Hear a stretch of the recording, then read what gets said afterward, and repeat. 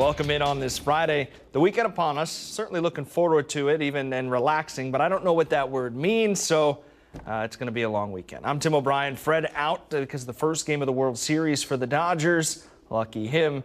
So here's the deal. We'll get right into it on this Friday. It's been a while since we've talked about the cannabis smell in Cathedral City. Oh, the reason is nothing was really happening. The smell persisted. The people from outdoor resorts were still trying to make their voices heard. So finally last month, the city council said, we've had enough. They put through an ordinance that established stricter rules for cannabis businesses who weren't controlling the odor output. A couple days ago, they approved a second reading, and they now, in 30 days, they will start enforcing those new stricter rules. Well, here's the lowdown. The city felt enough was enough after residents complained again and again about the smell. So they bumped the penalty for businesses that persistently emit cannabis odors to either $1,000 or $5,000. It's kind of a you get one warning, then you pay up kind of message. The city says they'll give warnings first, but firms that keep letting those smells waft into the neighbors' yards could be in for a hefty hit. Now, you've got to give it to the Cathedral City Council. Looks like they are putting the wants and needs of their community above the profits from the cannabis businesses. Now, nothing against our other contributors, but I absolutely love subbing in on Fridays because I get to talk to the bakers. That's Jamie and Doug, couple great people. Good to see you both. How are we? Wonderful. Thank you. We are fine. Good Thank to see you. you. Good. Great to see you guys. And Jamie, as always, ladies first, we'll start with you. We've been following this for over a year. Why do you think it took so long to change things? You know, I might sound like one of those conspiracy theory person, but I think they may have been like doing kickbacks for the government. And, you know, there's been a lot of uncovering in the last year or so with a lot of ugliness in the Riverside County in general. So I don't know, maybe they're just coming into reality. What do you think, Doug? You know, reading the article, here's what's happening.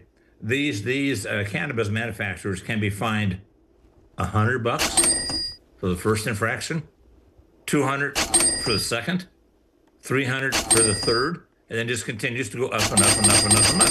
That's just a normal business expense. That really isn't an effort to make these manufacturers to be good neighbors and do something with smell control. What do we think the right balance is between allowing the cannabis business to operate and protecting the residents from the unwanted smell? Jamie? Well, I mean, the business itself has to do their part. Who would want to raise kids with the secondhand smoke smelling? And I would hate to be living anywhere near where I can smell weed all day long. That's just not right. They should relocate and just take care of people around them. Quickly, your thoughts, Doug. I'm thinking living in that area could be the most mellow I'd ever been in my lifetime. Maybe we should consider it. Well, speaking from experience, without telling you where I live, you do smell that from that building every day. Really? All day. Yes, you do. Just like Broadway's Madeline Ashton, 6 out of 10 couples are actually open to the idea of accepting sponsorships from brands or companies to help cover wedding costs. Now, this trend is raising eyebrows and sparking conversations about what weddings are becoming in today's economy. And it really makes you think about how much people are willing to change traditions just to save a buck. We'll bring in the bakers again. And so if you had to do it all over again, Jamie, would you have sponsored your wedding?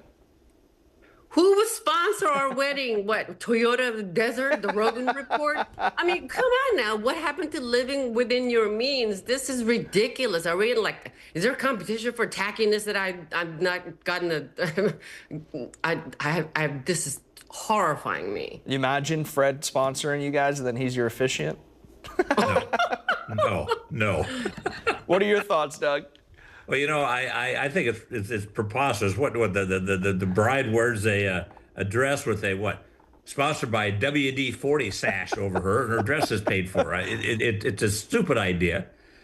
Jamie and I got married in the kitchen of my house with a few small friends around us, and that's all we need. And we're going on our 10th year now. We're blissfully, wonderfully married. You don't need to do all this stuff. Cut the cost down and get on with what it's all about, making a commitment to one another. Yeah, I think my personal opinion, it's become more of just a societal norm, and people think they have to do it, and they're doing it for all the wrong reasons. That's why There's no ring here at Baker's.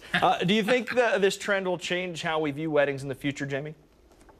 I sure hope so. I mean, I will not go to a wedding if it's being sponsored. What do they think? They're influencers or celebrities? Now, ambassadors for celebrities, that's a whole different thing. You want your wedding to be traditional, sacred. Oh, come on. Don't do that. That's tacky. Tacky or ingenious, Doug? Tim, it's tacky, but I want to make an offer to you, Tim. Okay. Okay. I am ordained, and we have a kitchen. When you're ready, we're here for you. Thank you. Deal. Okay. Does that sound good, Jamie? Be in your kitchen? I'll do your flowers myself. Perfect. Bringing the Bakers one last time tonight. And so you're both married, 10 years now on the, as Doug mentioned, but do you ever take separate vacations or go to concerts alone, Jamie? No, that's ridiculous. If I don't want to end up on a Dateline episode. That's what happens, especially women. If you go somewhere solo, that's dangerous. What are your thoughts, Doug? You know, sometimes I would like to, but I don't have the courage. During the years that I was single, I would go out to dinner by myself. I could do that. I could eat by myself at a restaurant. I'm okay with that. The one thing I could never do is go to a theater, go to a movie. Okay, go to any place else by myself. I never had the courage. I tried. I would stand in line. I'd get to the front, and I'd leave. I couldn't do it. And I've learned if I want to do things by myself that I really enjoy, I'm surrounded by good books. I live in a reasonably nice house. It's all right here. Yeah, I'm not a big fan. I'm not a good loner. So, Jamie, do you think going solo, however, changes how we experience connection, right? It's lonelier or somehow more meaningful where you learn more about yourself? You know, this is why it works, our marriage, because I'm so opposite. I've gone to theaters alone. I've done things by myself. I'm very social.